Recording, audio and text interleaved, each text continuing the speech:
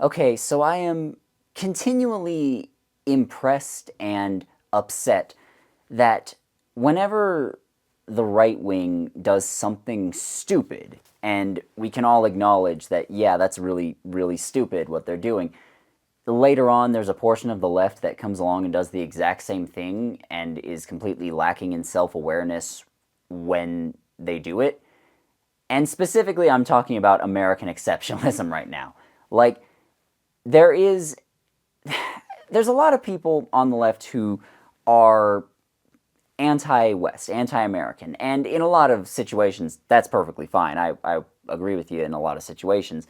But then they extrapolate that and they just create this new brand of American exceptionalism where literally everything that happens all over the world is due to the United States. You know, like it's impossible for people in other countries to have any sort of agency. They don't have any actual wants and desires. They are just soulless NPCs. And until America comes along and tells them what to do, they don't do anything. Like we see this again from both the right and left, but I'm just focusing on the left right now. And like one example is when people are trying to defend the Russian government, you know, the extreme right wing Russian government.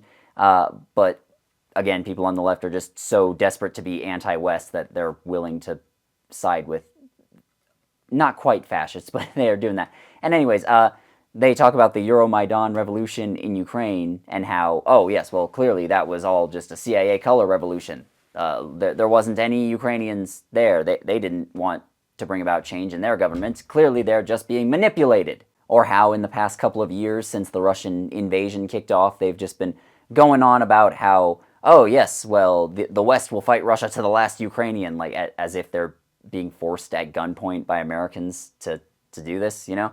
And you see this a lot of other places. People everywhere are capable of not only having agency, but also being shitty. You know, there's shitty people in every country, in every culture. But specifically, there's been something I've seen multiple times, which is just remarkably, remarkably stupid. And that is people looking at wars, foreign wars, where the United States is allied with one side but is not actually fighting, and then people just lie and say that Americans are fighting in it. You know, like, again, at the beginning of the Russian invasion of Ukraine, there were a lot of, like, Vatnik types who were saying that, oh, actually, the American military is there. We got this footage, and it's, like, really fake footage, and then they say, see, we're not losing to the Ukrainians, we're losing to the Americans. And that one at least made some sense, at least from their perspective. I mean, I don't mean it made sense to claim that Americans were fighting in Ukraine because that's just a bald-faced lie. If you have even 7 fucking brain cells to rub together. But Vatniks and Russian nationalists in general, they view Ukrainians like their younger brother. You know, and the idea that they were losing to them, they were fighting them and losing, that was something their egos just couldn't handle. So they said, oh yes, we're actually fighting our mortal enemy, America, and that's why we're having a hard time. And I haven't seen any of them make that claim for quite a while because, again, it's very obviously false. But like that's just a thing that was being said that they were trying to say for a little while.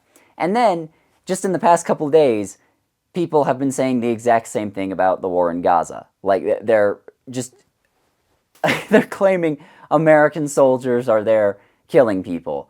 And why the fuck would you think that? Like literally the source for this is literally just a guy on TikTok, by the way. Like a guy on TikTok is claiming this, and then when people say, "What's your source on this?" they just link to TikTok. You do not get to make fun of your grandparents for believing everything they see on Facebook if you believe everything you see on TikTok, especially since TikTok is actually stupider than Facebook. I know that's a hot take, but I stand by that. Like, people just have this idea that, well, clearly the Israelis couldn't be committing a genocide in Gaza on their own. Must be the Americans. You know, it must be them. They must be at the center of the world because obviously the United States is the main character of the fucking world.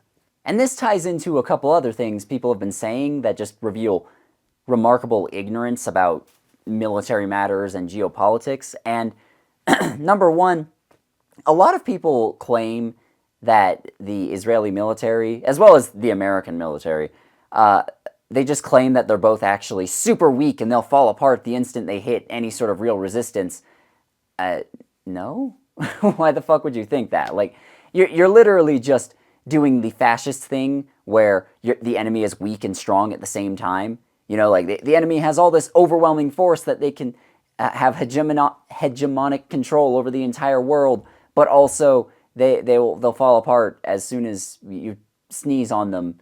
So, you know, you don't need to be afraid of them. Rise up. Like, it's literally just the fascist thing. But specifically in regards to Israel, Israel wouldn't exist if they weren't good at fighting. I hate to break it to you guys. Like, obviously, the IDF has plenty of issues and structural weaknesses, primarily stemming from the fact that it is a conscript army, which means they have issues regarding discipline and morale. Well, maybe not morale quite as much in Israel's case, but still that would probably affect things somewhat. And they are a bit less well trained than in a lot of other armies. And on top of that, from what I understand, their NCO corps is just not very good. So yes, the IDF does have plenty of structural issues, and I mean, I've talked about that a little bit myself in the past, and those issues are going to get worse as time goes on, believe me. But like they have unequivocally won, not only in Gaza today, but multiple times in the past few decades. Israel is an anvil upon which many hammers have been broken. Like, they haven't just put down guerrilla insurgencies. They have fought state actors. They have fought modern militaries with tanks and planes and stuff and come out on top. Like, the reason that they're able to enforce their apartheid state and to commit genocide, the only reason they're in a position to do that is because they are good at fighting. They are good at what they do. So this idea that, well, they couldn't possibly be killing civilians in Gaza without the help of the Americans is why. I don't understand where that's even coming from, to be honest. Like I said, with the Vatniks, it was to protect their ego. With the people saying it about Gaza, where is it even coming from? I don't understand. I assume that it, again, this is another thing I've noticed where people look at the American government and its complicity in the genocide, which it is complicit because it does give Israel plenty of diplomatic support, and it does give Israel weapons, or at least it sells them weapons, which it uses to do some of this. That said, Israel would still be doing it on its own. But the American government is complicit in some ways, and then they just extrapolate that and go, oh yes, well, it's the American government that's doing it, actually. Like, again, you're just forgetting that Israelis are their own people with their own agency and their own thoughts and their own culture and everything. People have unironically claimed in the past couple of months that Israel is the 51st U.S. state. No, not even kind of a little bit. Like, again, you can't just watch a 30-second TikTok and assume you're an expert on geopolitics, people. Like, again, Israel is its own country. Like, if anything, Israel has a lot of influence over the American government rather than the other way around. Like, sure, I do wish that the Biden administration was applying more pressure on them, because there are ways that they could do that. Joe Biden is not the president of Israel, though. Like, the people there, by and large, are okay with what their government's doing right now. In my humble opinion, the best way to try and get them to act humanely, let's say, would be to do shit like apply sanctions against them. And, you know, United Nations resolutions don't have much actual teeth, but the United States could probably, at the very least, stop vetoing those. That'd be a good step in the right direction.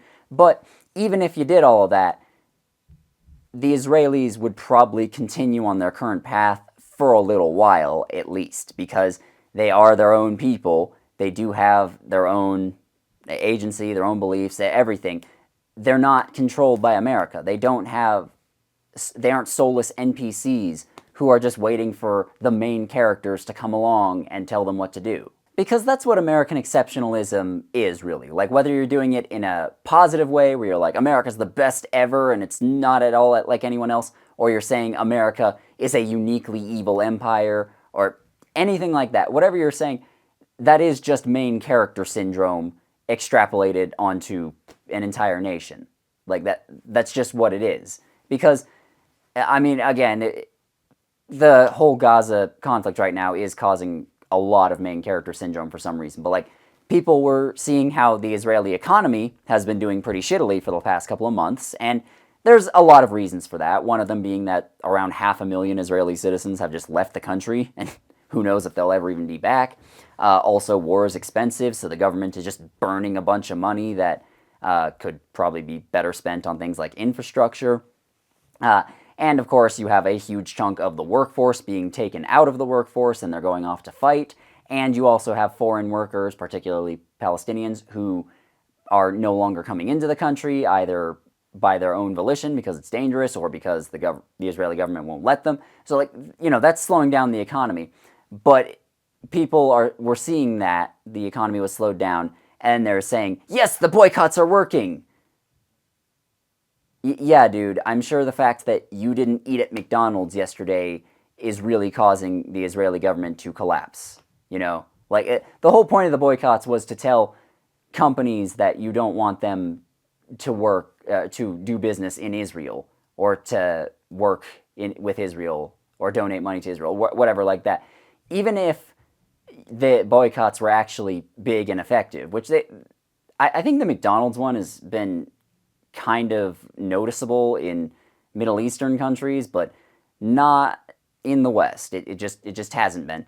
But even if it was noticeable, it would take a couple of months for it to actually trickle down and do anything to Israel. But people just need to feel so badly that they are the center of everything that they've convinced themselves, yep, I am making a difference. And I don't know how to explain this to you, but you're not important. You can be part of an important movement, but you're not important. So yeah, that's about all I have to say. America is not the center of the universe.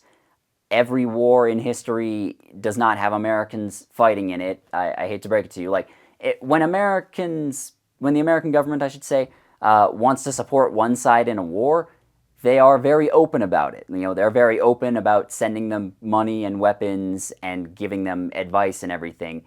But Americans don't go out and fight on their side secretly. That's not a thing that happens. Like, even if they're supporting like really nasty organizations that people would find distasteful, they just pretend that they're not really nasty while giving them money, weapons, and support. Like, when American troops go in to fight, like actual boots on the ground, that's done in the open. It's not secret. Stop trying to be so fucking conspiracy brained, I swear to God. Goodbye.